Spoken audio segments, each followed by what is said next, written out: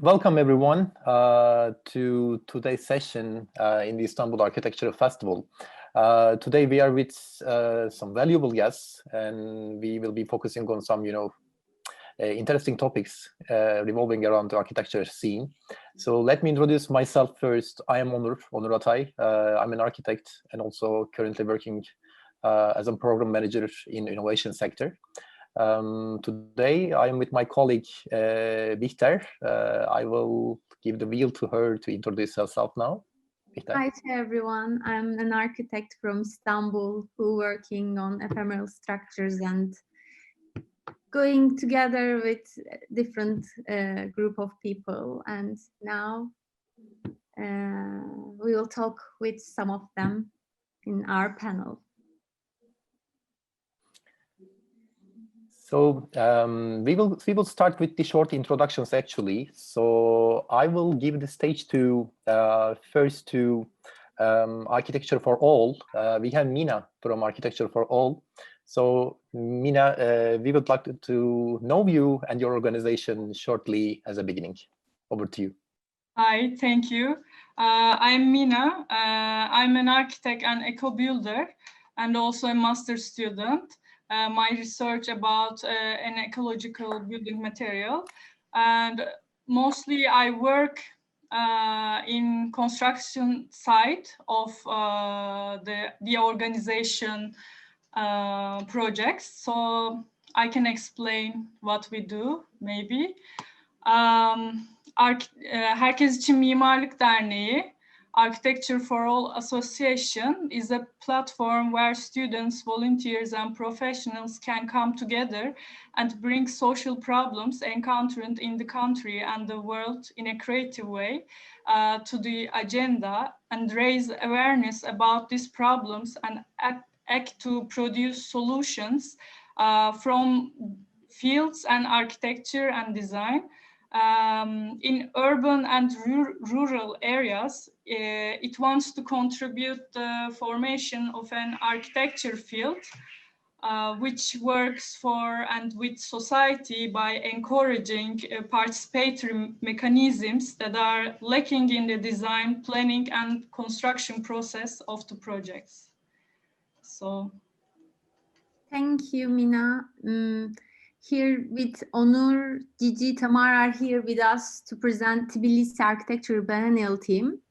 Would you tell briefly about yourselves and the biennial, guys? Hello, thank you so much for inviting us. I will tell you that this Architecture Biennial is architectural festival. It is already 2 years old. We had this year the second edition of our biennial. The topic was about commonness. What do we have in common? It was called. And the first one took place in 2018. And we can spread some words aftermath, I think. And I want to introduce Tamara, our coordinator and manager, and Onur, our partner and a big contributor of our context these 2 years. And thank him so much. So we're pleased to be here and are open for discussions. Hi, my name is Tamara Janashi. I am also representing the Architectural Biennial from Tbilisi, and I'm just a new addition to the team because I wasn't there last time. I joined the team in spring of this time, and for me it was the first biennial, and I hope not the last one. I think we would like to introduce Onur now, who realized one of the very interesting projects during the biennial. Onur, please. Hello, I'm an architect. I practice art and I also do research. At the moment, I'm continuing my PhD thesis on Istanbul urbanizations and reuse and recycle processes of buildings after a demolition. So I was part of the first edition too in Tbilisi. This is the first time I met Gigi. And for the second edition, I was participating as a researcher, researching on bazaars and markets in Tbilisi. And basically, it was a kind of an online tour, which partnered with Georgi Radinov from Untitled Gallery. And then we did a seminar on bazaar and markets, which with the artist and scholar, which were previously worked on in Tbilisi. Yeah. Thanks. Thank you for your all shares. And the other Turkish community with us now is Urban Coop. Urban Coop is a young cooperative which aims to build institutional capacity for independent professionals working on urban studies. Alp is here to represent them. Would you tell briefly yourself and the Urban Coop? Hi, thank you for the introduction. My name is Alp Ersoy. I'm also an architect. I work as a researcher and lecturer, and I'm also one of the co-founders of Urban Coop, Urban Studies Cooperative. Urban Coop is a cooperative of designers, researchers, and practitioners working on urban scale. As Bihter mentioned, it's a relatively new organization. So I will be sharing our vision with you today rather than our experiences. So we are trying to experiment new ways of collaborating in Urban Coop, a new way of collaboration where we put our social resources together in order to discover new ways of partnerships, and it's a open organization to all the practitioners, and we are also experimenting new tools for creating public good and creating opportunities for independent practitioners and civil society, briefly. Thanks, Alp. Here we are with Katerina from Urban Dig project. Urban Dig is an artistic research community platform based in Athens.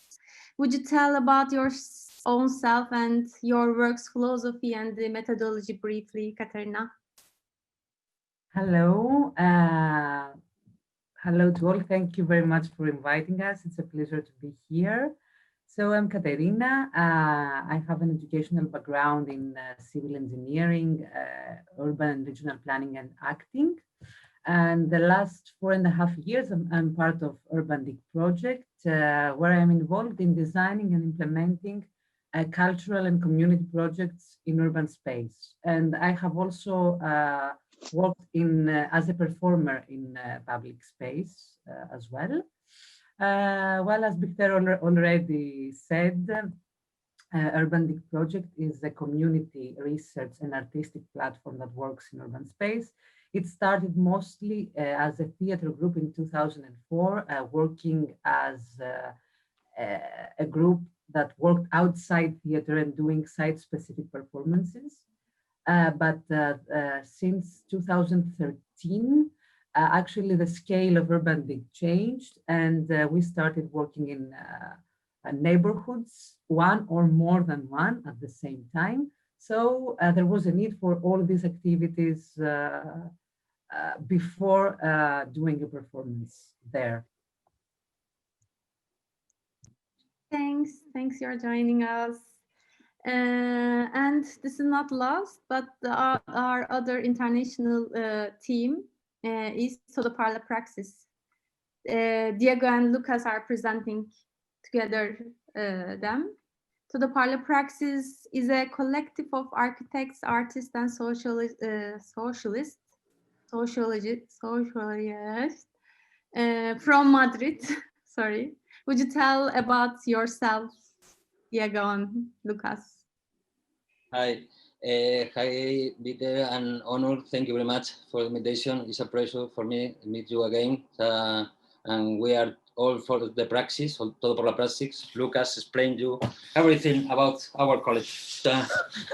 First of all, sorry sorry everyone about our English is not as good as we want, and we are trying to do our best, but we ask your forgiveness in advance because maybe it's a little bit not well explained. I don't know.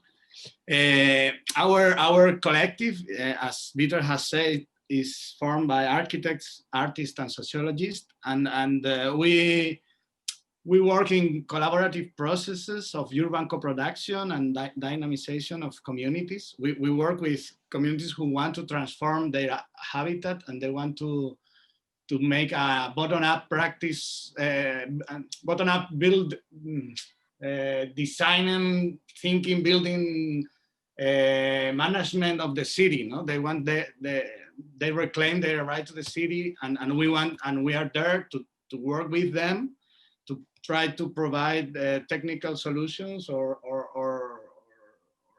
our knowledge, no, in that kind of processes, no. And we always try to use like open code architecture, like designs that can be reused, rebuilt, redesigned, and also we are always trying to have a cooperative learning. No, everybody can learn from each other, and this kind of horizontal way of making things and learn together. No, we believe in instead of the do-it-yourself, the do-it together, and learning by doing. Learning, we always try to make laboratories of our projects, and try to transform the city or the public space, but learning in the way of, they are never complete. They always want to be they want to evolve, and also we are always hoping for a cultural resistance. We are trying to fight against modern urban city or modern city dynamics, like neoliberal dynamics, and trying to build resistant spaces. No? That's it. For finish, we love the work. That this is the method for learning together with other people. Yeah.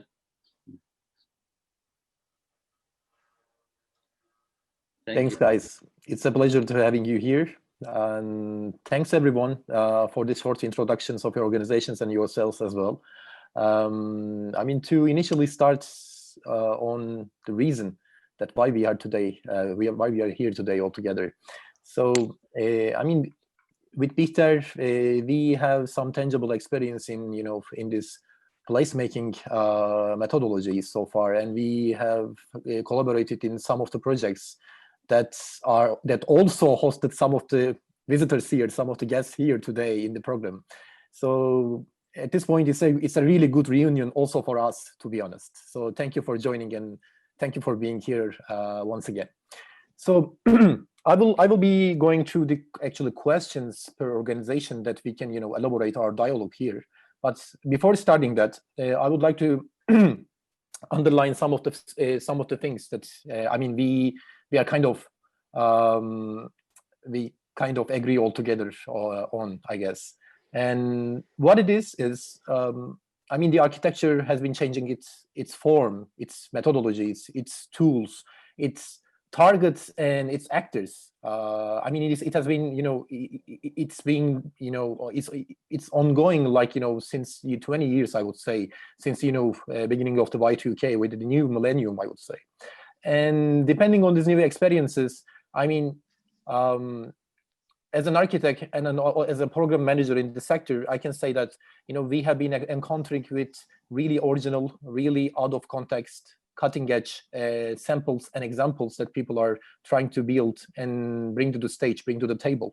So at this point, it's really good to think architecture and think of architecture and think of building and creating through other tools, through different mediums. For instance, Lucas just mentioned this open code architecture, for instance. Or on the other end, we have the participatory architecture, the Herkes için Mimarlık, architecture for all is currently focusing on in detail. Or on the other end, we have Urban Dig Today, which is kind of amalgamating the experience of performance arts and architecture and city space in the same point, at the same melting pot. So at this stage, it's really good to mention this kind of experiences. And I would like to, start with the question to herkes için mimarlık, architecture for all. That I mean, you have tangible experience in Turkey with the communities and with the civil society organizations, and you are also a civil society organization running your projects in the civil sector, but on the other end, in an architectural aspect. So at this point, I would like to ask that we have been discussing about the participation. I mean, to give a small example, for instance, the recent competitions ongoing with the Istanbul Metropolitan Municipality, for instance. It is a remarkable happening just right now, happening in Istanbul. So at this stage, I would like to ask the participation issue to you. What do you think of participation as a social value, or as a helping people to come together, and a new and different approach to the ongoing democracy, melting in the same thing with the placemaking? So I would like to ask you how we can elaborate the participation in this context. Okay, it's really hard and complicated question, but as a representative and a member of Architecture for All, I try to explain and answer the question. So I think participation is perceived as a newly discovered concept nowadays, but this concept has a name in our culture already, which is called image, collective work. Is a word that has been monopolized by the government and whose meaning has been undermined as a pseudo-democracy. Therefore, when it starts to be implemented in the real sense, it's perceived as an innovative process. If you define participation as a process that people from different thoughts, discipline, age, and culture can produce together, we can assume that this process will prepare an environment for social cohesion at some point, and as a result, it will turn into a social benefit. However, this is not a social cohesion where all the participating individuals gather under a pluralistic idea and everyone is happy to play. This is not a desired thing anyway. Then we cannot talk about change and innovation. It's more like conflict. So participation is a valuable to extent that it can become a habit of conflict, sometimes reconciliation, then conflict again, and this change thanks to individual motivations beyond social benefits. Learning to be open to different ideas, but not okay to every idea often, but being able to make space as we meet with different people can be called social cohesion. Therefore, it's the process that enables the space to open to many different possibilities every day and every day.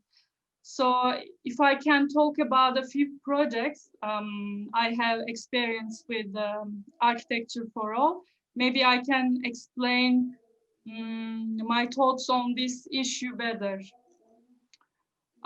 For example, one of the project that I have experienced, başka bir okul mümkün. Another school is possible. I mean, I don't know. Is a kind of education cooperative that children get an alternative education which they can interrogate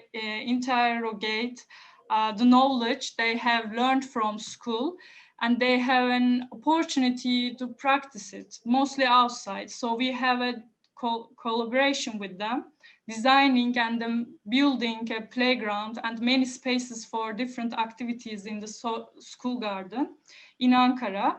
While we were discussing what they need, the children has already know what they want, how to explain that, and they also have respect the ideas of their friends.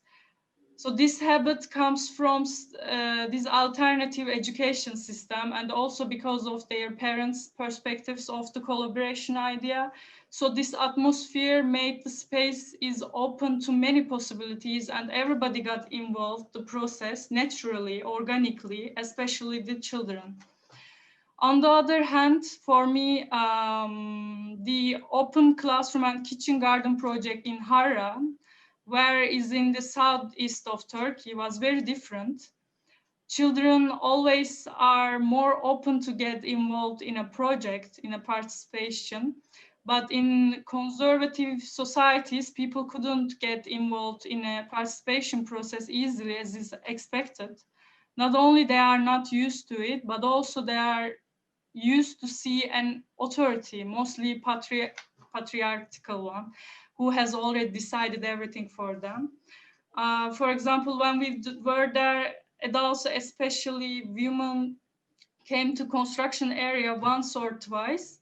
They brought tea and we had a quick chat. The only time that we could have a connection and learning some details from our lives in lunch and dinner time. And this also belongs to participation moment, of course, as I mentioned, to be open different possibilities. And also some teenager had hesitated to get involved into the construction process because they believe the construction process belongs only the working class. So it's kind of humiliating process for them. So at this point, maybe it would be not be possible not to mention about Yirca project also. Yirca is a region where the coal economy is felt heavily. And we were talking about the solidarity that started after thousands of olive trees were cut for the thermal power plant. In this example, the participatory process had already begun long before we got there. We were there both to enable the creation of an alternative economy to the coal economy and to contribute to the participation of women in the economy, and all stone house had to be renovated for producing soap and other products. The women bought this house from an old lady who wanted to get involved in this project for a personal motivation, and also the women get some money from this project from a fund, get help from another NGOs. So it was also a participation had come quickly in a compulsory way, and it was territorial. There was no other choice. And Yirca is the first project I got involved in and learned a lot about participating. But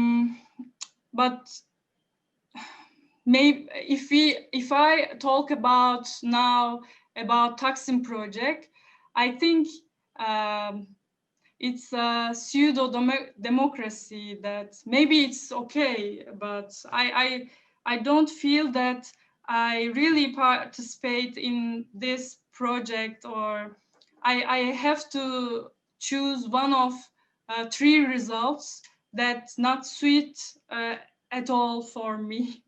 But I think it's not the way of my thinking in a participation. But that's okay, of course. This is good for many people, so I'm not judging. But if you ask what will happen in the future is already taking shape. So knowing that every individual in society has a say in specialization within the possibilities and can leave a space for someone else, and the state of crossing with different people again and again. So that's becoming a habit of participation. So can be said to be a nice change in the future. We must have more examples and habits in our life as a participant. Thank you, Mina. I mean, I'm also optimistic that we will be seeing multiple examples coming from the participatory space making and place making field. and the people who are into this kind of, have this grassroots attitude in the placemaking issues. I mean, I'm also, trusting in this, and I will bet on this for sure. Thank you for this, for the explanation and for the answer for the question. Thank you so much. Always very nice to listen different ways of collaboration and the participatory types from Architecture for All. Thanks, really, Mina. I want to give the next words to Todoparla Praxis because they have experience with the on the site with the Architecture for All. They came together and make some installation that I know. I'm asking to Todoparla Praxis that we know you with your guerrilla architectural production methods on the field. But could you refusal of conventional methods evolve in the future? Do you have both local and global predictions on these issues? Come on. Vamos.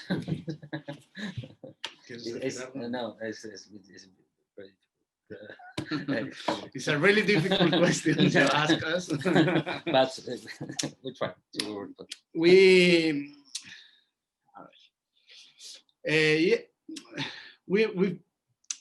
We've been in the past few years here. We've been working.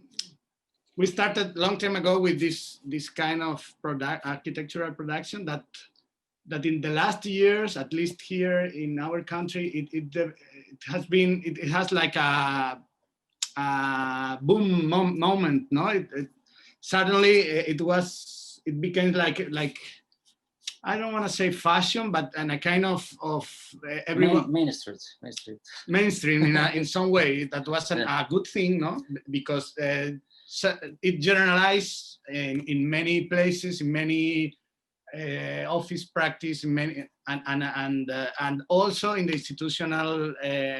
The institutions started to work or open processes that they weren't doing or they didn't want to do before, but suddenly because if it becomes mainstream, they start to introduce these kind of processes or at least participatory processes, and this for some years, I would say, it was possible to work with the institutions, especially like local institutions and art institutions, that were trying to do that, to experiment with this kind of process. But also it's very tricky because they are trying to do, they have like the theoretical attitude to it, but they have a really strong bureaucratic structure that is not really, it doesn't really cope with this process. And also there are also these kind of political times that are always very, they need like a lot of, like they are on a hurry, the administration always wants things done quickly, and there is not easy to work with long-term processes, with slow, like it was desirable, to this work that you can build a process that is evolving, like with something, it needs time to do. You need time, the communities need time to do that. People have to work, they cannot spend a lot of time working in the communitarian process because they have to earn their wages, they have to earn their life. It's not easy, but the institution wants everything done now, like for yesterday. So there were a lot of opportunities, but also many times these processes are tricky because it could damage some other communitarian process. So we have been working on this kind of situation, like trying to balance like the needs and the possibilities. Yeah, we think that we think that it's a contradiction because we have a problem when this practice is going more mainstream. We have in one hand is good because we had a lot of possibility, but in another hand you have you lost the critical position because the institution ¿cómo es captar? Ties you, no, or attracts you to this side. I don't know how to say. That is a very important point because this practice have inside the practice you have a critical way to do the city. So when you do the city in this way, you are attack the another way of city. Yeah, so that is the point. So. Yeah, as the institution start to work with this, it also it generates a demobilizing effect in some ways. So now the situation has dramatically changed, no, because of different things, but maybe the pandemic is like the worst of it, or the most extreme situation, but suddenly it's like now we are in a tide, I don't know, like the sea, the tide that goes up and down. Now we are really like too far from the sea, no? The tide is really down and we are really far from there. And also because now also public space that was an object that everybody wanted to work with, no? Now it's like at least here in our country is a space that nobody wants to work with, no, because they are really afraid of the possibilities of the public space, no, and there is also with this like sanitary and security measures they have been developing. They are also being used in many times to avoid the use of the public space. Sometimes I don't know, like for security, but also, for example, here they have if you have a bar or a restaurant, you can ask for a piece of land. I mean, like the parking lots to put your outdoor service, and they are going to give you because you are a business, and their main concern is to keep the economy going and the business going. But for example, many park or playgrounds are closed due to security reasons, so they let you socialize, or they let you use the outdoor space if it's private, if you are in a bar generating economy, but they don't let you organize yourself or relate yourself in a public space when you don't have to spend nothing. So it's now a critical moment or a critical situation for the public space, because the people is not thinking a lot about this, and there is like a governmental, if you want to say like this, reason to avoid people use the public space, no? So now it's a dramatic moment for us that are producers of public space or work in the production of public space, because people want, but they can't. No? It's hard. It's a hard moment, no? But we think that we need, in another way, we need to recover the critical position. I think that it's important that we have this context, but we think that we need to go on in this way to do the city about the practical collaborative practice. And we need to do that in another way. It's another way that is not have the institution tan fuertes. Like a little bit further from institution. Have a step back now and try to work a little bit from outside if we can. Yeah. And I think that is all, because we can explain around this, but it's very complicated now, because we have the unfinished movement now, so we don't think the future we can we can see a lot of things, but we see that we have one, como es como una situación, one situation that is joder, o sea, es una situación difícil por la domesticación y el control social que se está imponiendo. Like now we are like in a shock system, no? There is the social control and the domestication, I don't know how to say that, of the people and the public space is like it's running high, it's accelerating because of the sanitarian situation, no? So the difficulty has increased, and we probably need to strike harder in that way, no? Okay. Yeah, I mean, guys, thank you. And I know that, you know, it's a little bit over detailed question and, you know, context, but thank you for, you know, elaborating and clearing out the table here about this, you know, this part. And I would like to be, I'm also happy to say that your piece placed in Kadıköy in Istanbul still stands still.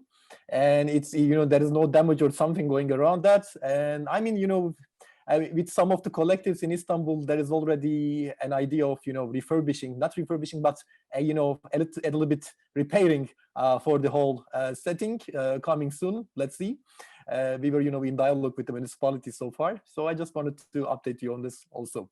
So thank you for being here. It was a pleasure to listen to you, and also with the whole cool setting behind you as the gentrification is class 4. Definitely, personally, I believe in that. And thank you for this whole good, you know, beautiful background here with the whole social commentary. Thank you, guys. So, Victor, you were just about to say something. Sorry.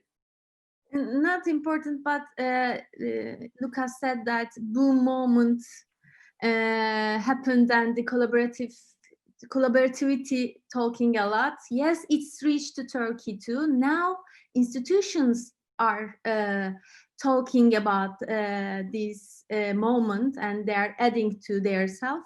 But as you said, some of user and the designer a little bit standing out, and as you did, out from the institutions, because same thing happening. They want to see very fast, and the collaborativity needs some times. That's why the balance not came to these issues. Just I wanted to talk about that, and now you're on. Go on, Onur. Thank you, Victor. Thank you, guys, again. So I will continue with the most crowded team here as the Tbilisi Architecture Biennale.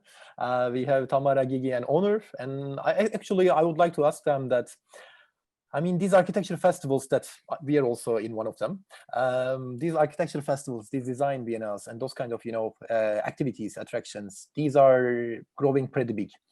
And your experience is also, I mean, you know, from my perspective, is really significant, because usually these biennales, these festivals are kind of, you know, oriented in contemporary architecture or cities, really, as, you know, in Lucas' words, booming cities.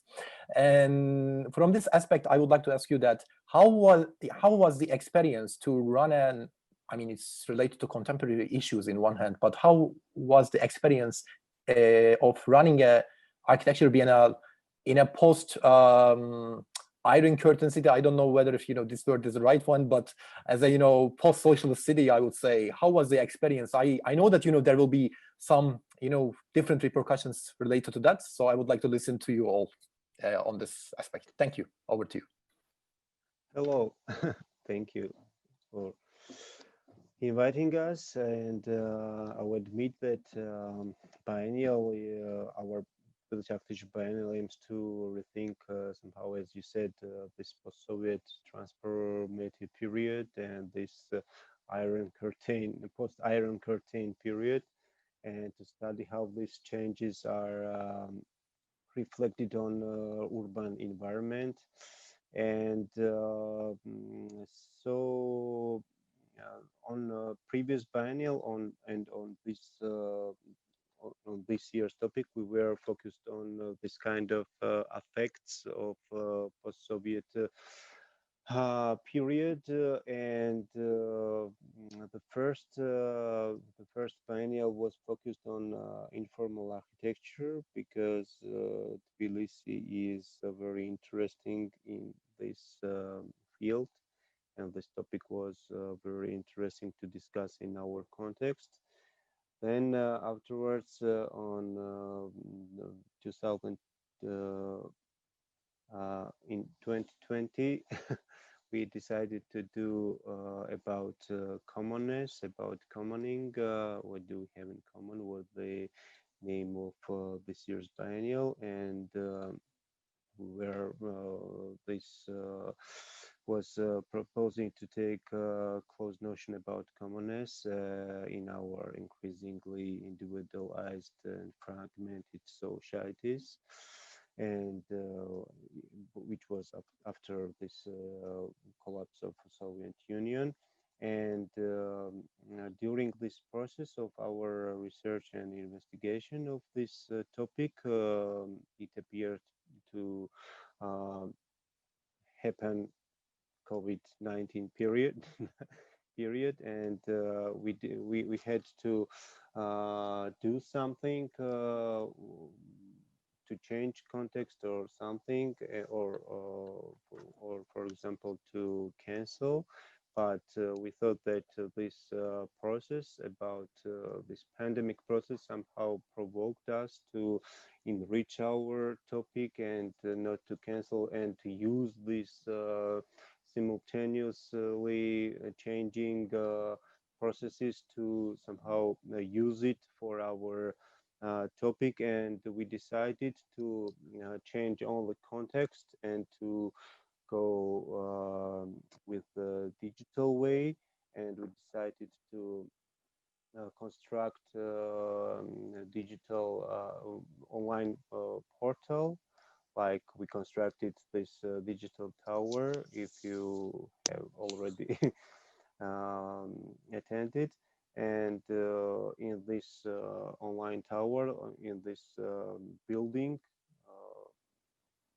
so-called bare frame building, each floor was dedicated to each event, and everyone could express their effects about this topic with their physical or digital works. We had we did open competition. We did open call, and we had different categories, like for physical works, for digital works, for workshops and publications, and everyone could express their ideas in different kind of medias.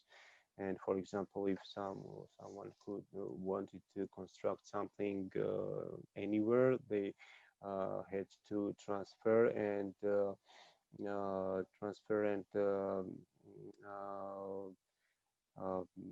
to show in live stream on our website, and so everyone could attend these events from any kind of place, from any place. And so it became to be a very good solution to struggle in this period of pandemic. Can I comment on this a bit? Like, sure.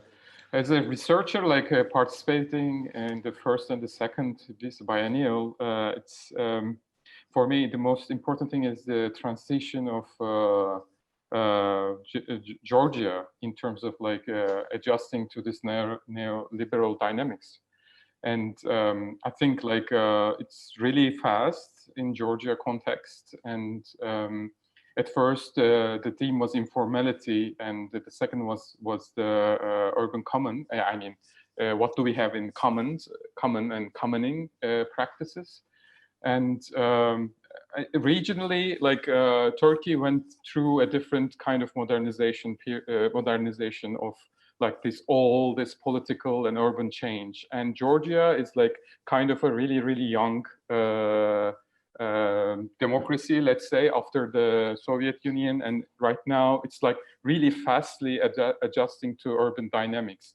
And I see from the biennials, like there's a constant urge, especially from the curators, like to kind of try to show the identity of this change, and very like keen on like gathering most of the applications or having as much as projects all together. And I think this is this must be a lot of work for the curators. I don't know, Gigi, maybe you can comment on it, because like regionally, when you look at this Black Sea area, there are many like participatory projects that I try to connect with the previous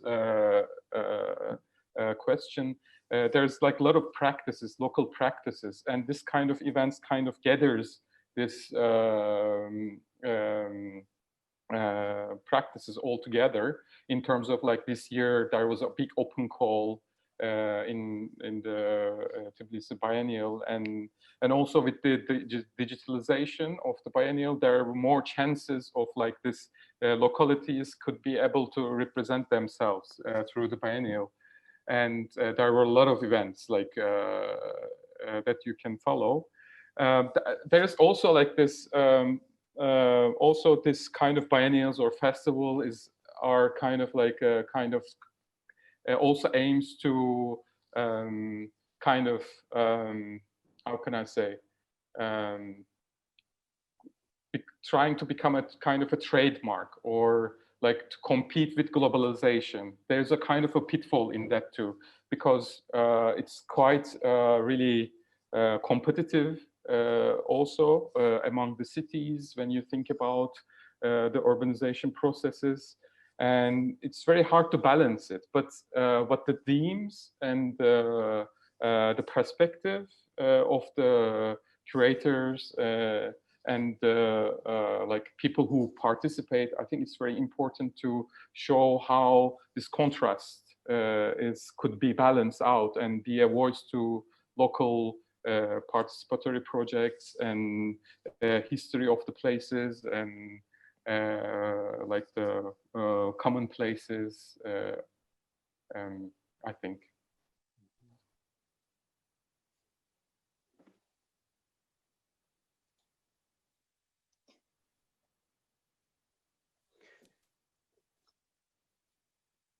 Tamara or Gigi, do you want to add? I would just add a very short notice, maybe from my perspective as a manager, that it's really funny that you mentioned the Iron Curtain, which no, I mean it is really very interesting because it doesn't really exist anymore. But since 2 decades, I would say, more than 2 decades. But actually we found ourselves in the situation when we are still behind the curtain because of these travel restrictions, and we had no opportunity to invite all the participants to come physically to Georgia, because this physical interaction it cannot be really exchanged for the online interaction. It is quite a different, but this situation also gave us different challenges, but of course also the different opportunities, I would say, because otherwise we would be restricted only to the geographic area, to Georgia, and we would try to realize all our projects in Georgia, and specifically in one of the locations of Tbilisi. But at the same time, we have got a chance to have different projects in different locations. And despite the fact, and this was a really very good thing, because all found place under the umbrella of Tbilisi Biennial, Architectural Biennial, but there were the projects that were realized in Milano, and there were some in Slovenia, in Germany, or elsewhere, which was a really good thing that happened. And it also gave us different opportunities that, despite the fact that people could not really meet in a physical space. For example, we had a project, one of the winning projects from the Italy, and it was realized on the premises of the Milan Triennial. Dicho project, where they found their collaborators in Georgia, and they organized kind of parallel pavilions, which was a really very, very good experience. So these kind of restrictions and iron curtains, which exist or doesn't exist, always offer different opportunities. And this is only about the moment of grabbing these opportunities and using them to your benefit.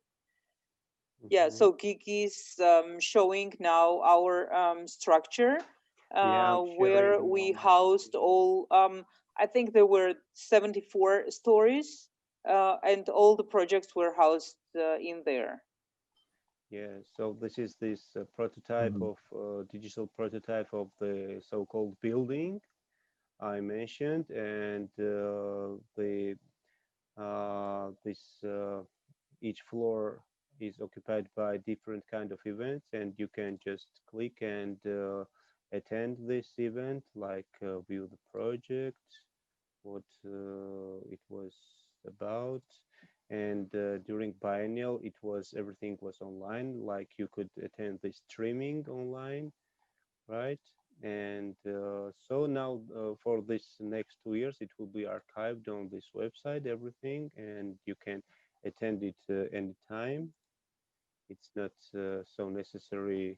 It was not necessary to attend it during biennial, so it will be kept and archived on our website.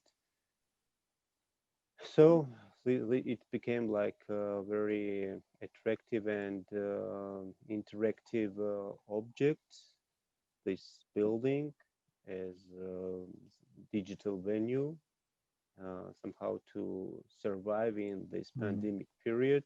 And we used these problems, as common sense, to somehow decide problems with simultaneous manners and methods. Actually, I would like to add a very short comment in what you have been presenting, Gigi. We were just discussing prior to this meeting, prior to this call, we were just discussing with Onur, Gigi, and Tamara about the issue of what doesn't kill you make you stronger. And now I understand that what doesn't kill you makes you more creative, as it seems. And I guess, this will be a kind of a motto for us in the following months and years, as it seems. So, yeah. Today we are in a digital meeting venue. This is run by Istanbul Architectural Festival. And you are showing us multi-story building in digital way. A stories full with project, and they occupied by artists. This is a new way of public space at the same time, right? Yes, it became somehow like a common opportunity and common ground for everyone to somehow put something on this so-called board to infill this content of the whole biennial. So this building became like one object, like container of different kind of opportunities to somehow struggle and survive in this period. But this pandemic period is the only initial part of this year's topic, because we had discussed before pandemic to do something about commonness, because somehow the previous biennial, which was related to informal architecture, gave us a big potential to be focused about commonness. And it was very occasionally somehow that this pandemic became to be like overlaid on our topic, and this was only method and somehow like a tool to survive in this period, not to cancel our biennial. And it became very interesting because we were doing something which we didn't know how it could look like afterwards, you know.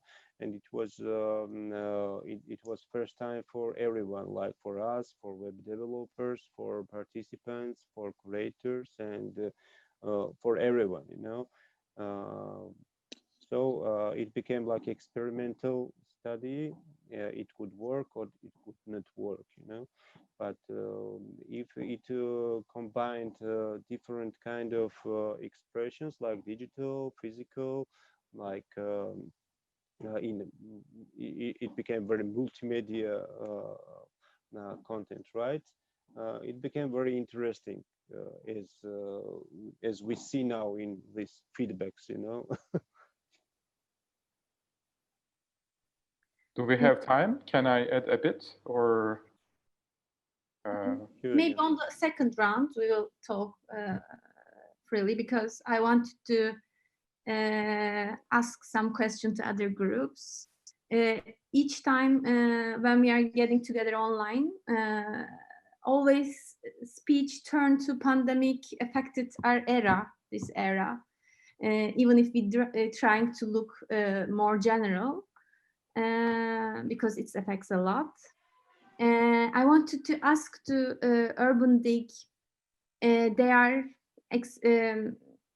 experience in urban spaces and performance relationship, and if it's possible to make it today, to look at its past and the present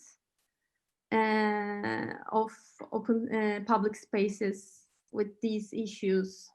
Would it be wrong to think that these your interventions produce mini agoras? Could you tell us, take us out from the pandemic era and talk about its past and the future, if it's possible? Katerina. Hello again. Yes, let's speak about the past a little bit, about these beautiful days that we could be outside without thinking all these things. So as I said, as I told you before, Urban Dig started creating site-specific performances at the beginning, meaning not in the theater, but in non-conventional theatrical spaces like buildings, public or private, train stations, etc. And then it changed the scale and went to neighborhoods, one or more than that, more than one. So of course, for us and for many other people, I believe it doesn't make sense to create a performance in a place and not connect the content of the performance to the place. So it was great.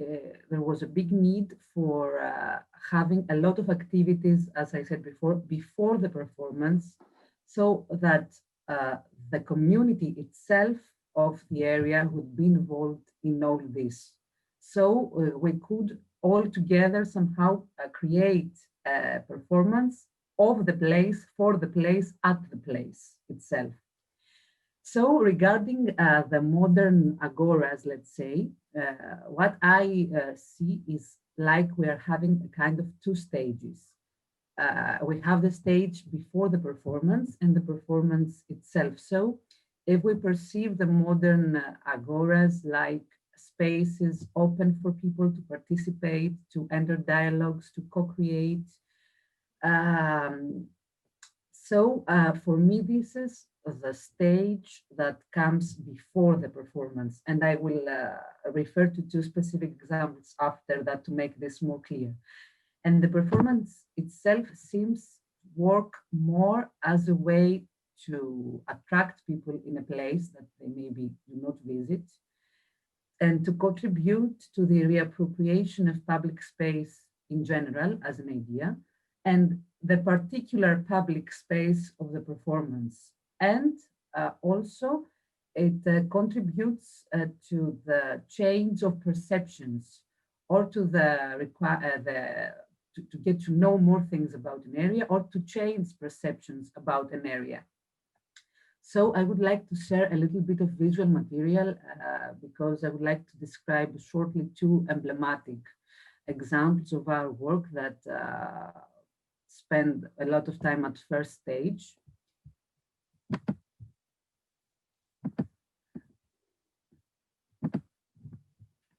Okay, so let's go at the first example. This is a project that happened in the past at 2013 to 2015. So it happened in the Rgouti area in central Athens. It is important to say a few words about the area. So this is an area inhabited by immigrants of the 1922. So it's full of social housing. And at the beginning of the neighborhood, it was inhabited by people from Minor Asia, Armenia, etc. Now, at the moment, it is inhabited by families of these people and from migrants of the new era, like from Pakistan, etc. So it is an area that it's quite central, but people didn't know about this area at all. I mean, they are passing like around the area, but it wasn't very usual to enter the area. So Urban League Project started making many activities. It was also an area full of history, very quiet, while central, and full of history of migration, but also during World War II, there were many histories about this neighborhood. So there were many activities organized, many mappings, historical mappings, sensory mappings. Also, there was a festival with the social and cultural capital of the neighborhood, with artists and people from the neighborhood. There were games that had to do with how people imagine their neighborhood, what they would like to change or to remain the same here as well. And there was a group of oral history of the neighborhood, and many people from the neighborhood, but also from other parts of, not from the neighborhood, that were interested about what was happening, were involved. So after around 2 years of many activities, there was the final performance in the streets of Rgouti. The project was called the Rgouti Island Hotel Project. It was part of a bigger Creative Europe project, part of it, not all of it. So all these stories collected through these 2 years became performances on the neighborhood's public space. So many people had already visited this area, but during the performance, even more visited the area and got to know more about the area, or also after the performance got to search more about this area, which was full of stories. And this is the second example I would like to refer to. After Rgouti, our next project was at Omonia Square, which is a very different case than Rgouti as an area, because it is a very central square that everyone knows about and everyone passes from, but it is somehow neglected and very notorious. It is considered to be dangerous, especially during nights. So this was a different case because people knew this area but had generally a bad idea about it. So and also believed that no one lives in a general way, like inhabits the space there.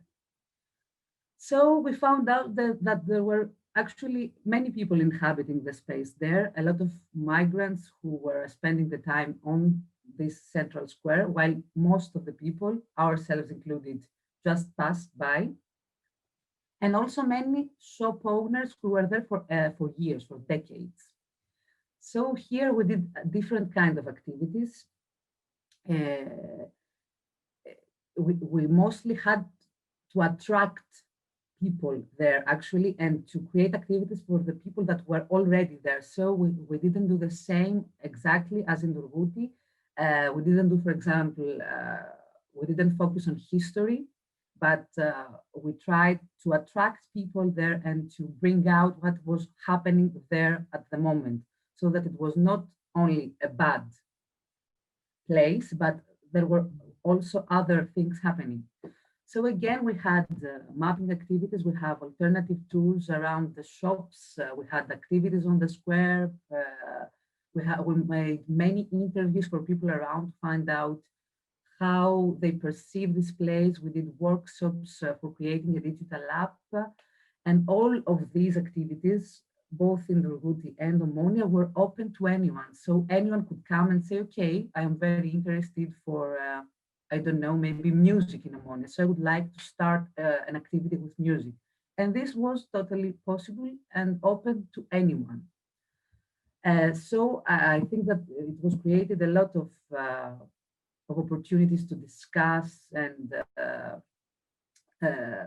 co-create and challenge our perceptions ourselves also. And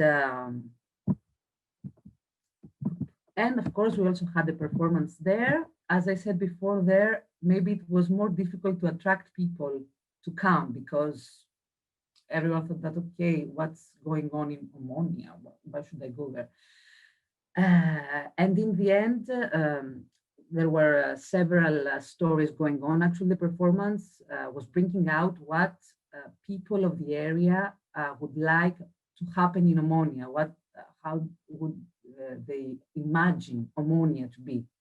Mostly people that were there, actually, the shop owners and the people who were on the square sitting around.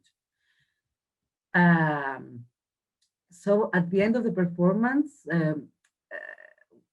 it was like having a fiesta on the square, and it was actually very interesting because it was one of the few times that Omonia Square had more people on it than usually, and it had a festive atmosphere, which was not something that used to happen. So after the program was completed, there was also a small research with some questionnaires, and we found out that many of the shop owners really felt that this made sense regarding the space itself, that it helps people see also another dimension of this area, and also for the audience and for the people who participated in the activities, that it was a way for them to be part of what is going on and to create their perception for this place.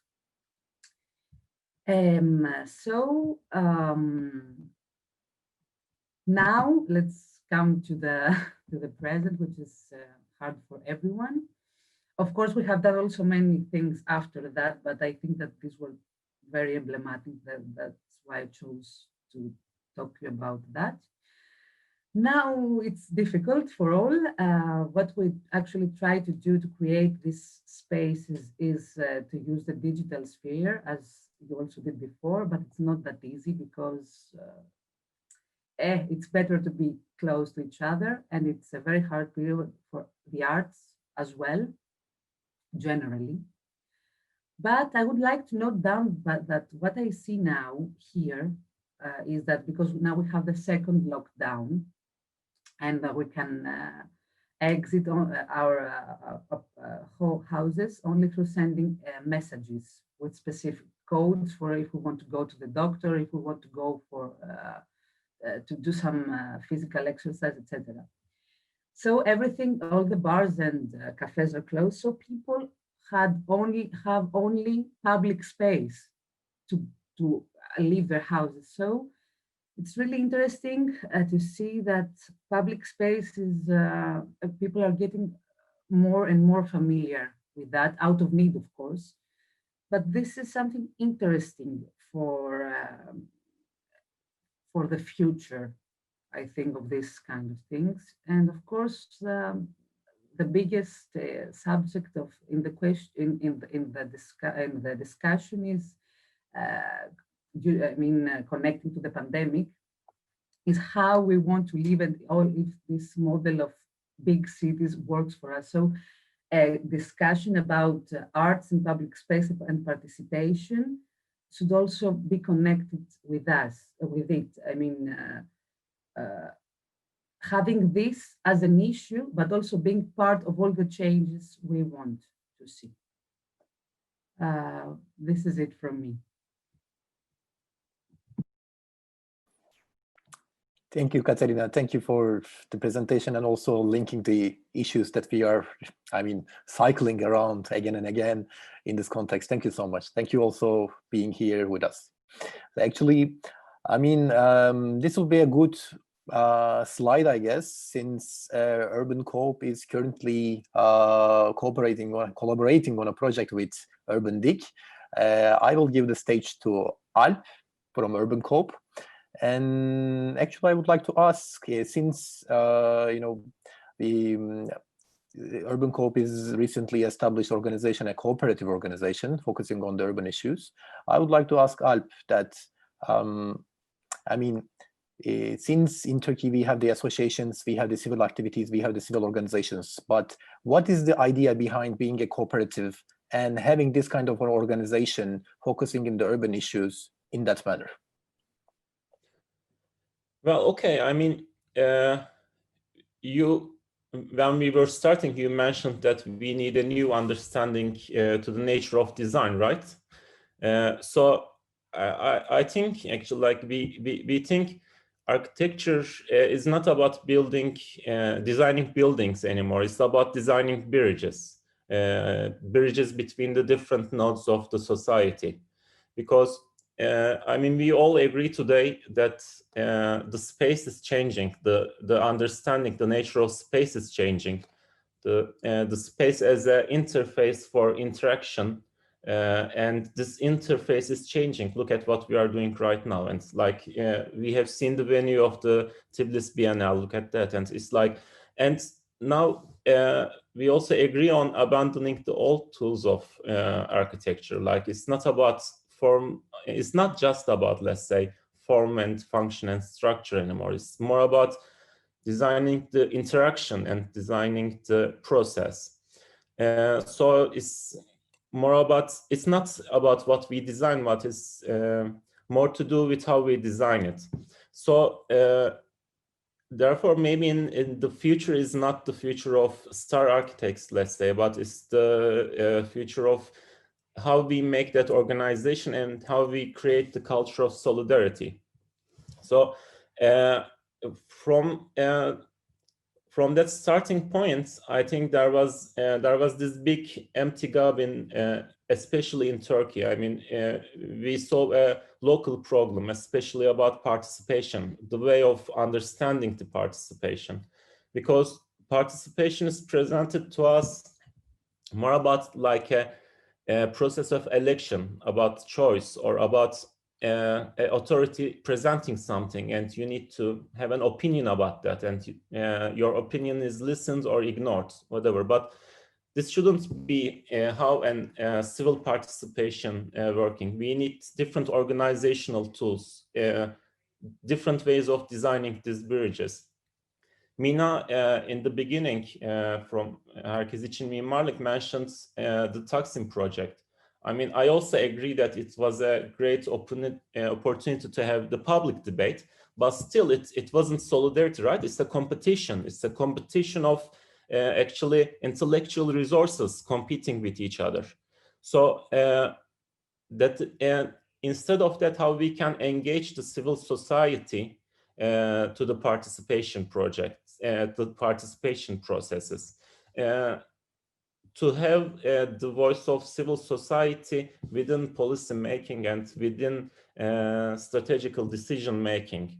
So we thought that maybe we can build bridges between the international civil society, local civil society, and the local governments by joining our social resources together.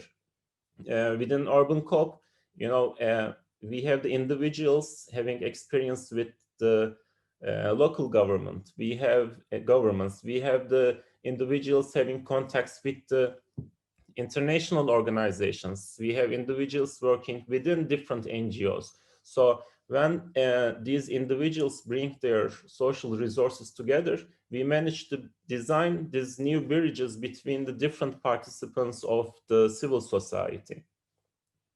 I can see from the questions that there was a question asked to me. Is it okay if I answer it? Because I thought it's just the right time to answer that. You can jump into that, yeah, for sure. Yeah, okay. I mean, there was a question in the chat box about, can you give an example about the projects you are doing? Of course, we are a newly forming organization. As I said in the beginning, we have a lot of vision more than experience. But the little experience we had with local governments is we were working with local government, Havran municipality actually. So they have the financial resources, but they don't have the social resources to connect with the civil society. You know, they don't engage with the civil society, and the way project design making processes work is, you know, this like they give it to a design company, and design company just designs for them. And it's like, it's again the classical way of just designing the form and the function and the structure.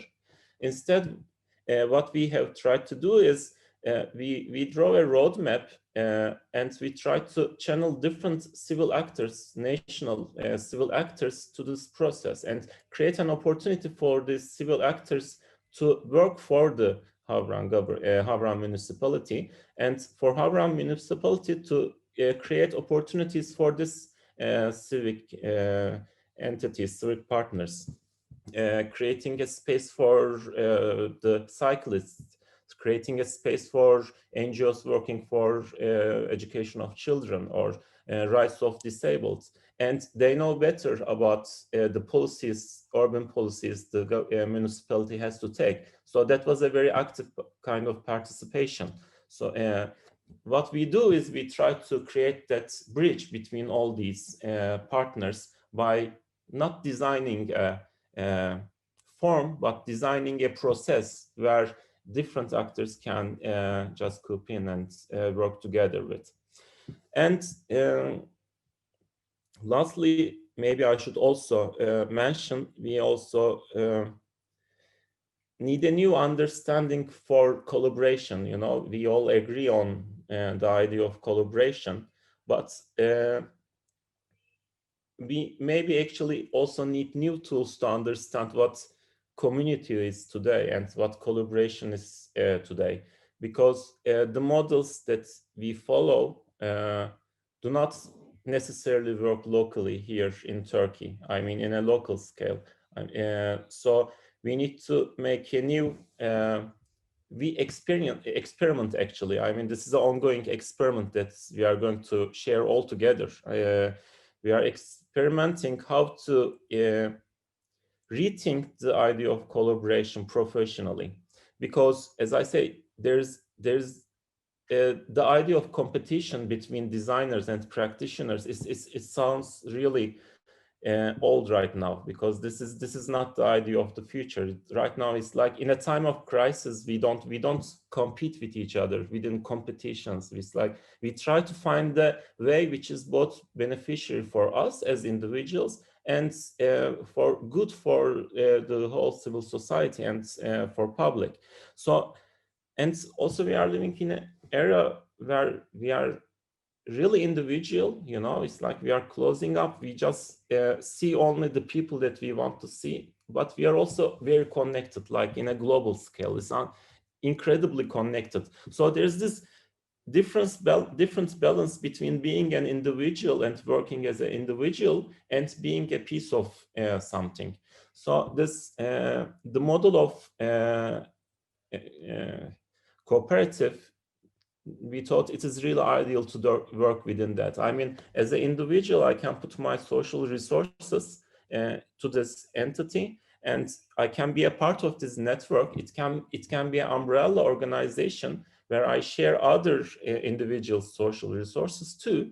But at the end, I mean, I find the opportunity for myself to make a project or work on a project or a research that I believe in. You know, it's like I'm not working for the project of a company or I'm not working. I still work as myself, but not by competing with other designers or researchers. I'm trying to share my resources with them and get their social power behind me. You know, it's like when you are building an office, you put financial resources. Here we just put our actual social capital together and try to make a beneficial sphere for all the practitioners to use this social capital. And the plus value of the whole work is going back to the public, where we can find opportunities to create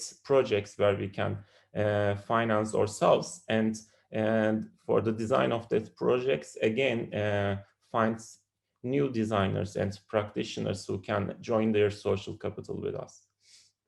Is more or less. I don't know if because the answer was if I can show any projects. I'm not prepared to show the projects, but I mean, again, I have to underline that I should be more talking about our vision more than our experience. We are very new and trying to form these networks together and try to find these answers, how we can make civic participation possible in the condition of Turkey, let's say.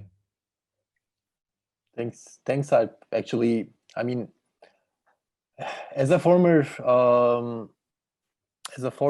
not, I don't want to say official, but worker in a municipality, I could, honestly say that this is the thing that we are kind of, pursuing, or we are kind of, we need to pursue in one hand, that I believe, like. And I guess, like, we are complete with the participants, but I will be forwarding some of the questions in the chat box to you, if that's okay for all. So we had a question from Baran Cemali, and what I figured out from the whole, question is that I would like to forward this to Tamara, Gigi, and Onur. And the question is kind of how to improve oneself before visiting an architecture biennale. If you think of Venice Biennale or a Tbilisi Architecture Biennale, what do you think of, like, a newbie, a junior architect can study before going to a biennale or visiting a biennale? What are the to-dos here that you can propose or suggest here? Also, Onur Ceritoğlu, you had additives. If it's possible,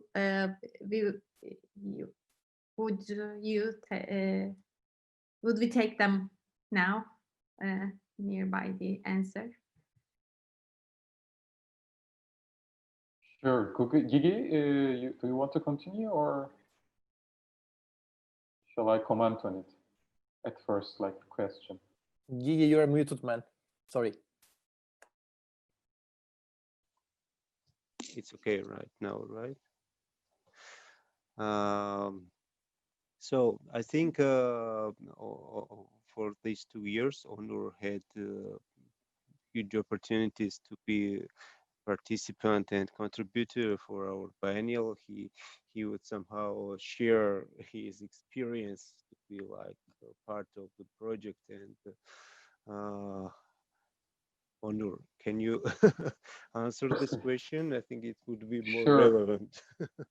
I mean, it's a big privilege, for example, if you can be able to go to Venice and visit the biennial, actually, and because you need the resources. I would refer to the Turkish pavilion in the Venice Biennial, which I think who was the. It was a big gathering of a lot of educators of architecture, and what they did was like to format the biennial venue as a workshop area, and what they use all the resources to bring the students to the biennial. So I'm referring to this privilege, like it's always the idea, and what we see through the biennials is like more commoning practices and more participatory things are getting involved in this process, like opening the resources and stuff like that. But as a junior architect, if you have the ability to visit the place, I think it would be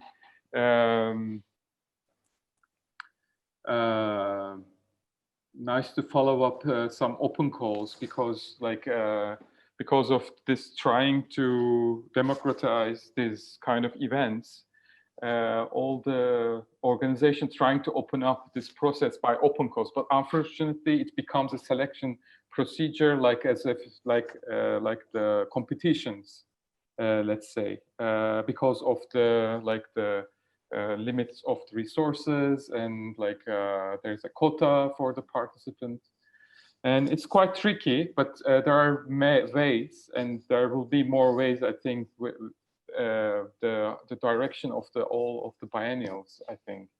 And as a organizer, organizer of a workshop, I try to open up my work to the local. In the first edition of the biennial, I try to open up to the local architecture students and design students to do something together for the biennial. And I think this kind of practices is, I think, getting more in common to be able to share this, this heavy-handed privatization of space, or in terms of really harsh dynamics of the architecture, let's say skyscrapers, or this big competition of being the first in a way. But these events with the education purposes, I think, is getting more less experienced architects or designers to have more educational purposes and share knowledge, let's say. Yeah, I'm pretty comfortable, to be honest, with this, architecture practices ongoing in a participatory way. And the biennales are kind of, these are the opportunities that we can utilize and use for the academy, and also for the practice in both ways. So it's a good one, it's a good opportunity, and it's really good to, see a question like, what should I do before going to a biennale? It's not like, general museum or something like that. What should I do? What's my homework? This is good to hear, actually, to be honest. And this is good that, that I can, assume that people are really trying to extract what is inside these biennales, what is inside these festivals, knowledge-wise and intellectual-wise. So this is,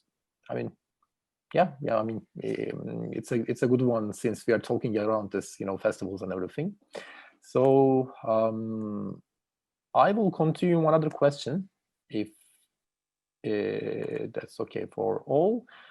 So I think this can lead to Katerina.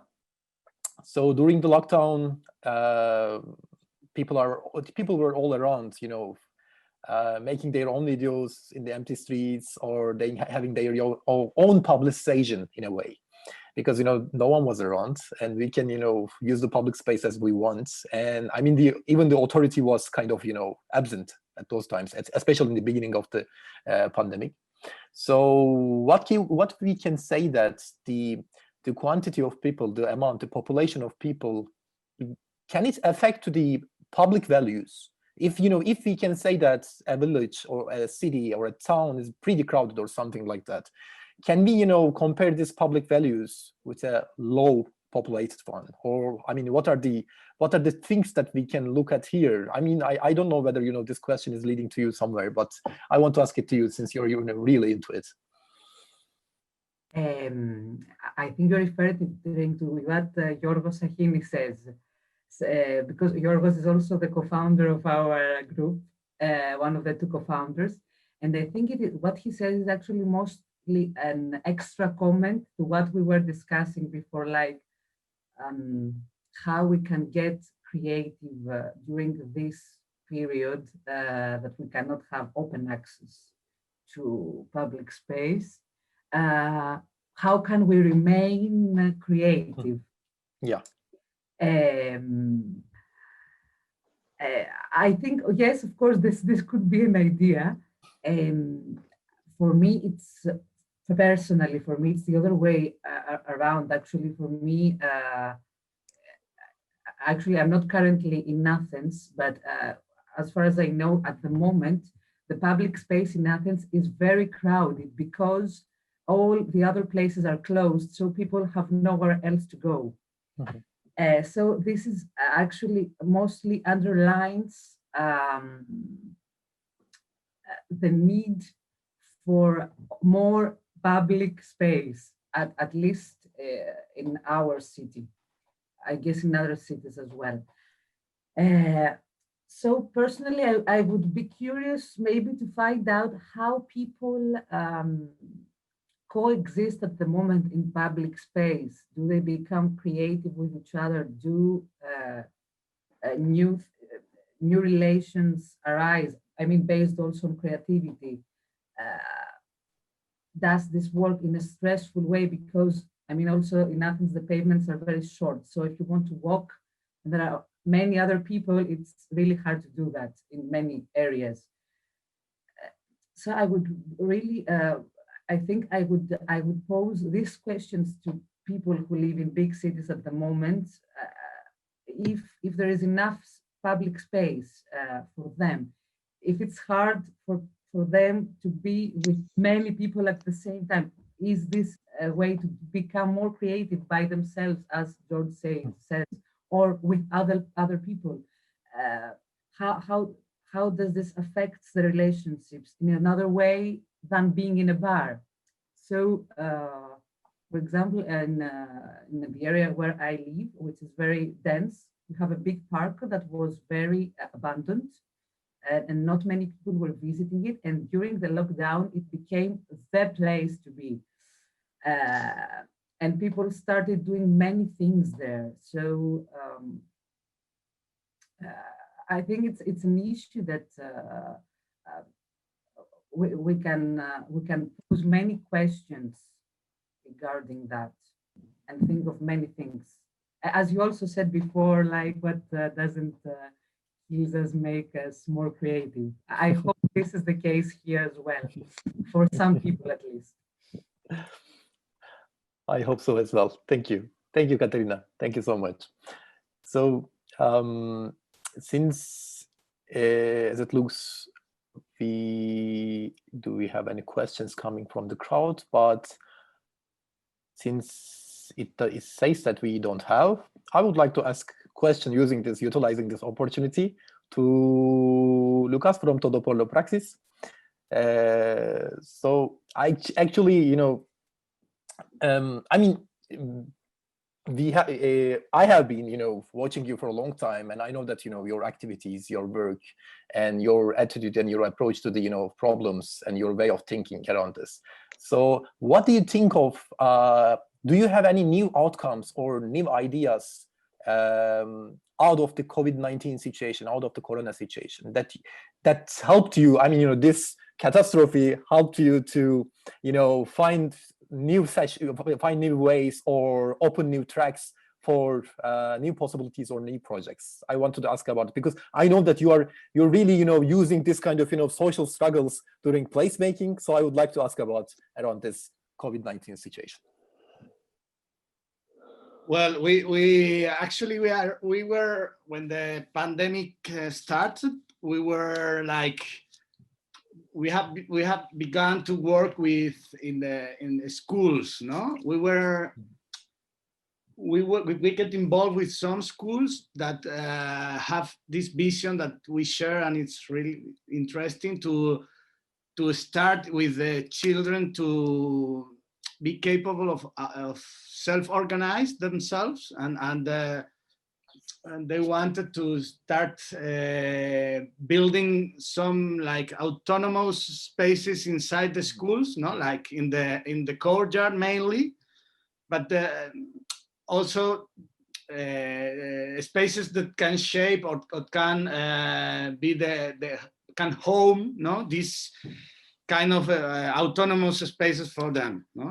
So we were working on that. The pandemic came and the schools were closed, so it stopped. But now the situations, it's more necessary than ever, because the situations in school, it's even harder that outside the schools, because now the things kids can do in the schools are more limited, no? So, but in some way there's an opportunity, because the teachers and the school community is really preoccupied in keep the school open, keep the pandemic in control, the contagious and these kind of things. But kids need things to be done. They need another new things to do. They are really in a bad shape. I don't know how to say it, but they are like, they cannot use the courtyard fully. They are like constrained, but they need actions that make them like get over it in some way. So when this process we have started like past year and so on, we now it got a new dimension, no? Because now it's more necessary than ever, and I think it's great space to work with, because it's to start making this like community sense of participation from very young ages. So I mean, that's the most like propositive thing we are like now doing, no? Because of.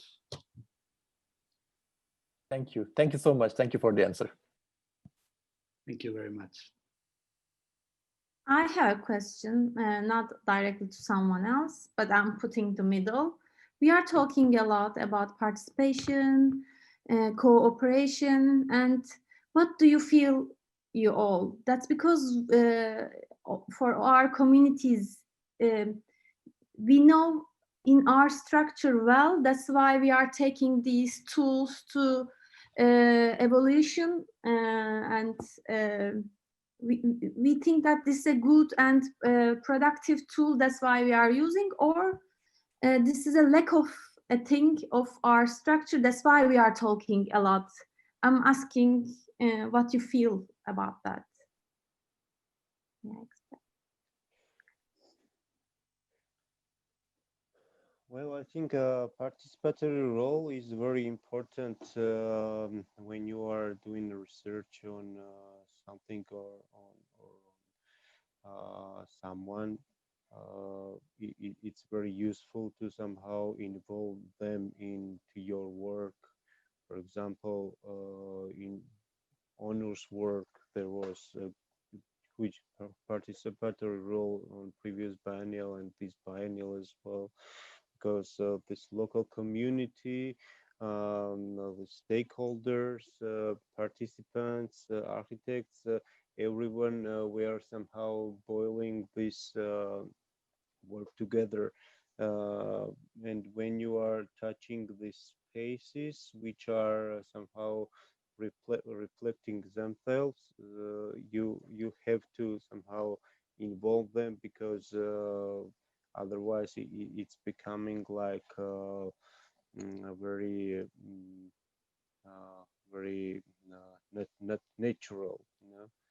And in this case, I think in this year's case,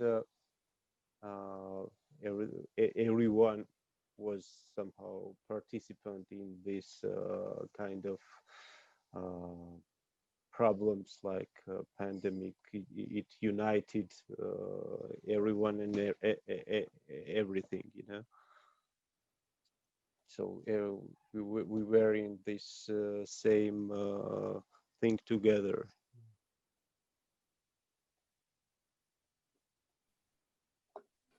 Thank you, Gigi. Thank you for the answer. So if anyone wants to jump in for this, for the general question, you're welcome. Tamara, please. I just wanted to add that actually the question that we had this year as a main topic of the biennial, what do we have in common?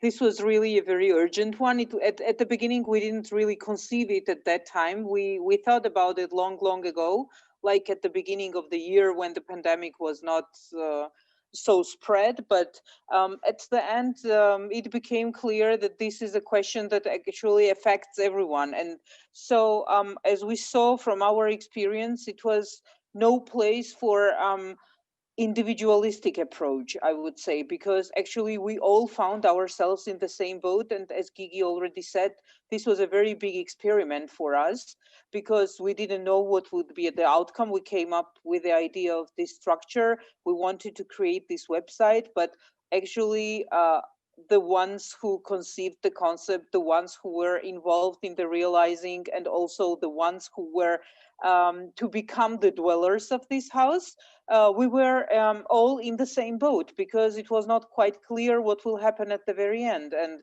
I think the question of if this is really what was lacking, the cooperation, and this is why we are talking so much about it.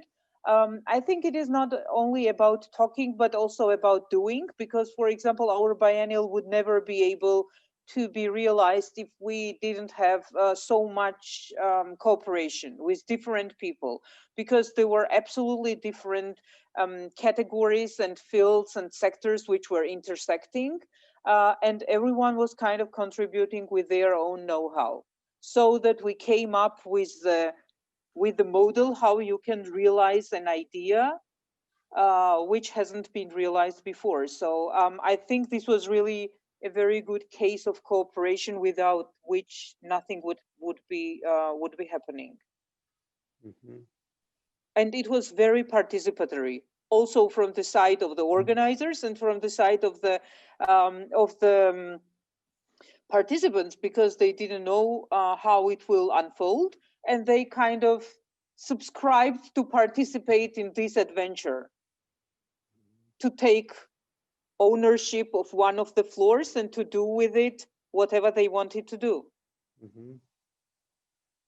This was what both theoretically and both technically, participatory, I would say, like, having a flat in this digital tower, and on the other end, joining in the participatory way. Sorry, Gigi, you go on. I just jump in.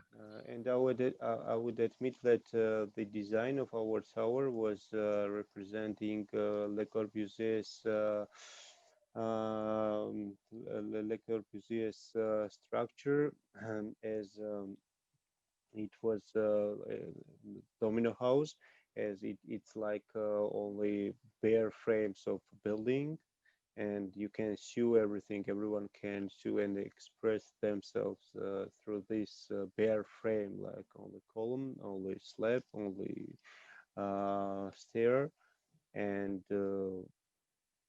it's somehow free. You are free to express and feel anything you want, And it became like a multiple story domino house, so-called domino house. And thanks for our colleague David Bostanashvili, who is doing his long-term research on domino house, and he gave us opportunity to use his model to enlarge it in our so-called tower prototype. May I just jump in? Sure. Sure. I think what Gigi and Tamara shares, I think it can also be used as a tool in making of urban policy and decision making, because Tamara said taking ownership of the floor of the idea in participatory processes. If you don't give responsibility or initiative to the participants, and they become very pacifized, and participation process becomes like a burden for the designer or the government. It's like it becomes one of these things that, okay, we have done it, check. But if you give responsibility, ownership of the action to the participant, it becomes something which fastens the design project. It helps you, it quickens, and it's like the basic formula of democracy, especially like for Turkey, because being a participant in in just local policy making, you know, just making decisions about the place that you are living, not about the national policy, not about the, you know, like the politics of parties, just the politics of where you live and how you want to live. Getting responsibility about your streets is just the tool that we designers can actually use to activate the grassroots democracy in our cities. And I think that is really powerful.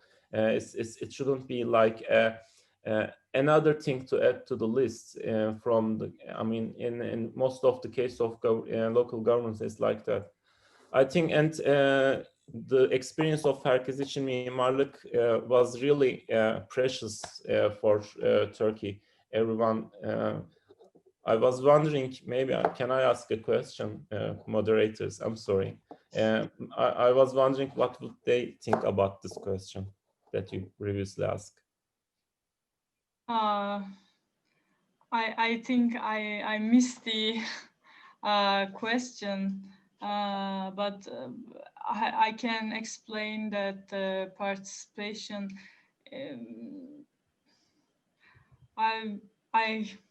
How can I explain that?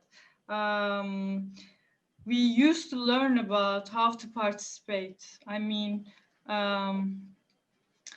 you have to have many experiences, because I think we always thinking about it because we don't know how to use it, but we already know how to participate as a person, actually, but we don't know our rights, I think, because everybody has a right to say something about their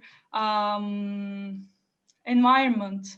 And also we have, as a human, way of thinking to control our resources, environmental resources. So we have to have a right to say about how the government use that resources, because they behave like, okay, people, you don't know how to use the limited resources. So now we take your responsibility of thinking how to participate. So we decide instead of you. So many of us don't know how to participate, don't know how to respond another people's choice and the way of thinking. So we have to learn it again, I think.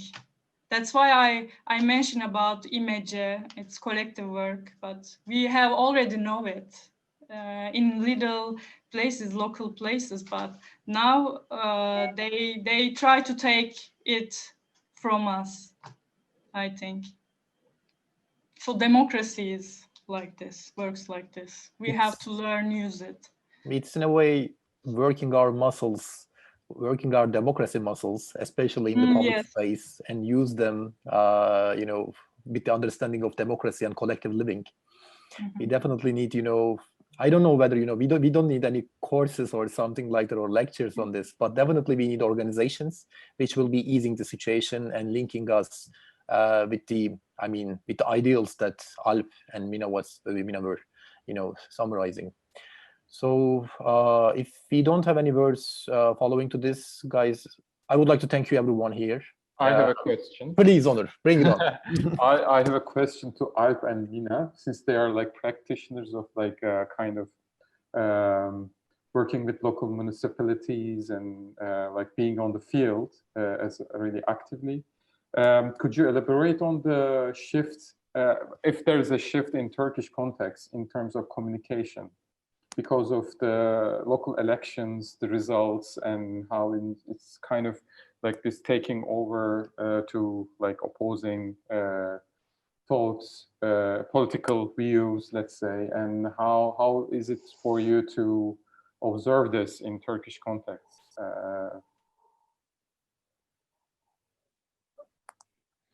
Who goes first? Mina? Could you repeat again, because I couldn't How do you deal with local municipalities in terms of like, especially this last elections, there is this shift, the handing over the local municipalities, especially like in Istanbul, Ankara, and did it make a difference how you approach to communicate with the municipality? Yeah, maybe it changed from big cities to little cities, but there is always kind of bureaucracy. We have to face it, and then I don't know, we always have some people who from neighborhoods, so I don't know, we if there is a project, so everybody try to help us. Actually, we don't face real struggles while we are communicating with municipalities, but I don't know. I have to think about how, because I always work in the construction side as a member of Architecture for All. So some people get more experience, have more experience about it. But we always work with another NGOs and neighborhood civilizations, so they have already know us, so maybe we have different way of thinking from that people, but we work together, so I don't know. Just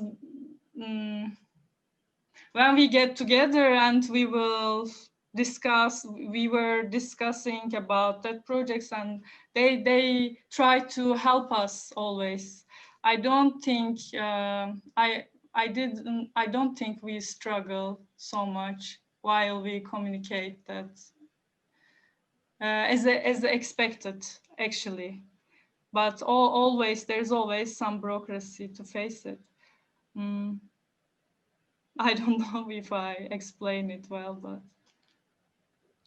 yeah, thanks. Like the bureaucracy is the first thing, I think, and secondly, like this awareness of this participatory or right to the city movement, like among the people who dwell, and also the NGO's role as like a negotiation between in between.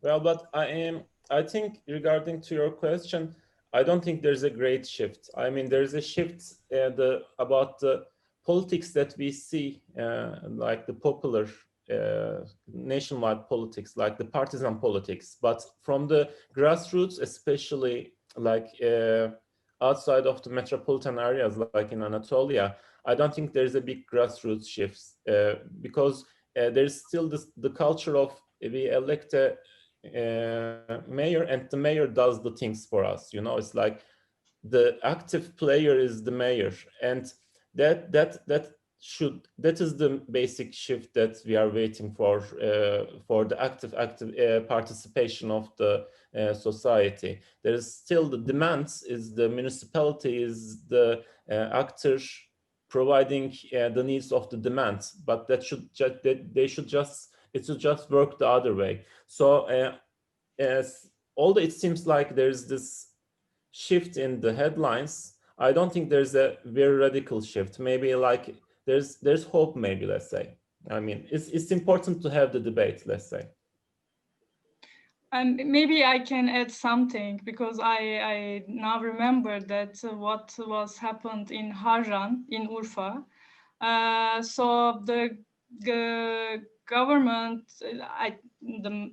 the people who works for the government doesn't care what's the project about. They just care about what they gain in the end of the project. So okay, it's kind of marketing for us. So let's do what do you want, and we can serve what you need. And okay, it's free. I think it's like we don't have to pay something. We just give our sources to you. So that's why we don't have to struggle so many things. But in the big cities, sometimes we get involved in the resistance, like in Taksim. So it makes difference sometimes. But another plant projects, we don't have so many problems. Yeah, I think every NGO has its own way of finding things and Yes. strategy in terms of communication, and you should negotiate a lot, and it's a lot of like social interaction, and yeah, it's a big amount of really a lot of work. And I think I really appreciate Herkes için Mimarlık because they have been in the ground for a long time, and everyone is kind of like voluntarily sharing their time. And it's a great example how this NGO could work, and their strategies could be observed for other examples that will come up. And yeah, thanks for the answer. Thank you. Just a short and swift note on the issue. I mean, it's really bad to see that most of the people who have the words between their lips, they have the attitude of, they're valuing the products rather than processes. But processes are almost, I mean, they're valuable as much as the products at the end of the day. So that's the main thing that we couldn't learn during these years, that I would say. And I would like to wrap up truly following this. Thank you everyone for being a part of this call, and thank you for your time, for your valuable time. I feel like, it was a productive meeting. I mean, I would even enjoy if we weren't, airing this online, to be honest. So thanks to everyone to be a part of this. And I would, give the stage to Bihter before closing everything. Thank you to everyone. We came to the end of our time. And thanks again. And as as a standard here, I would like to, send my thanks to our daily sponsor IMIP and our evening session sponsor Kiptaş for this valuable opportunity for all of us. And we will be in touch, guys, through our joint thread, and we will be, updating you about the following days, also with the event and for the other stuff. So thank you again, and I wish you all a great Saturday evening from now on, and hope to see you in some other, meeting like this productive, I would say. Thank you. Thank you so much. Thank you, Onur and Thank everyone you. for Thank you. involving us. Thank you.